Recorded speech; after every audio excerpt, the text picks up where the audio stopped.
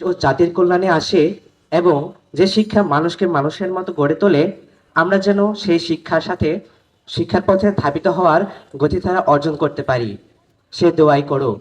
পরিশেষে পরম করুণাময় আল্লাহ তাআলার নিকট তোমাদের দীর্ঘায়ু কামনা করি ও নিরলস পরিশ্রম, পবিত্র শ্রম এই প্রতিষ্ঠানের অগ্রগতি ও উন্নতির পথকে করব প্রশস্ততর।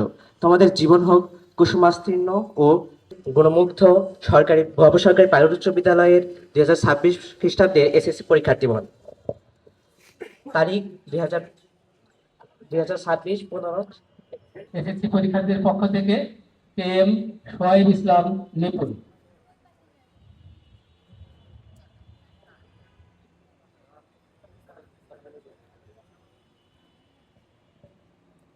ধন্যবাদ নিপুণকে। যেভাবে ধৈর্য ধরে শুনতেছিলাম সেভাবেই শুনবো, সবাই চুপচাপ থাকবো। এখন বিদায়ী শিক্ষার্থীদের পক্ষ থেকে বক্তব্য দিবে আফিফানুল মালিহা, এসএসসি পরীক্ষার্থী 2026। আফিফানুল মালিহাকে তার অনুমতি ব্যক্ত করার জন্য আহ্বান করছি। সংক্ষিপ্তকারে। আন্তরিক শ্রদ্ধা এবং ভালোবাসা। আজকের দিনটি আমাদের জন্য স্বাভাবিকভাবে বেদনাবিধুর। দীর্ঘ সময়ের পড়াশোনার পাট চুকিয়ে আজ আমরা দীর্ঘদিনের প্রাণপ্রিয় প্রতিষ্ঠান ছেড়ে বিদায় নিতে যাচ্ছি। তবে এই বিদায় একদিকে যেমন বেদনার, তেমনি অন্যদিকে অপার সম্ভাবনার।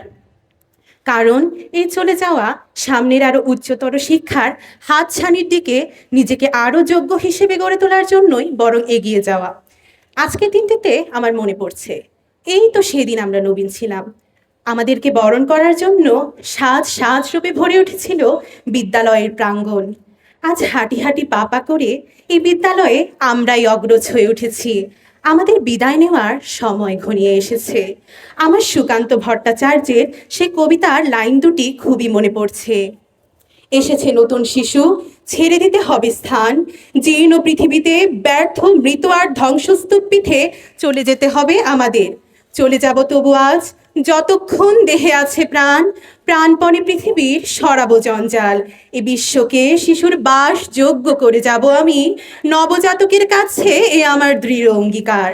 এ বিদ্যালয়ের দীর্ঘ সময়ের পরিক্রমায় শিক্ষকদের যে ভালোবাসা ও সহযোগিতা পেয়েছি, তা যেন আমরা আমাদের সঠিক পথ থেকে বিচ্যুত না হয়ে পড়ি। আমাদের সম্মানিত শিক্ষকরা আমাদের যে সুন্দর স্বপ্ন আমাদের দেখিয়েছেন, মানুষের মতো মানুষ হয়ে দেশ সেবায় নিয়োজিত হতে পারি, সেই স্বপ্নের মর্যাদা আমরা আমাদের হৃদয় বহন করছি। যেন এই বিদ্যালয় ও শিক্ষকদের সম্মান রক্ষা করতে পারা অজানা ভুল ত্রুটিগুলো সম্মানিত শিক্ষকরা ক্ষমা করবেন, এটি প্রত্যাশা করছি। এবং আমার যারা সহপাঠী রয়েছেন, আমার অনুজ ভাই বোন রয়েছেন, তাদের সাথে দীর্ঘদিনের কাটানো এই স্মৃতি সহজেই ভুলে যাবার নয়। আপনাদের প্রতি আমার ভালোবাসা এবং শুভকামনা।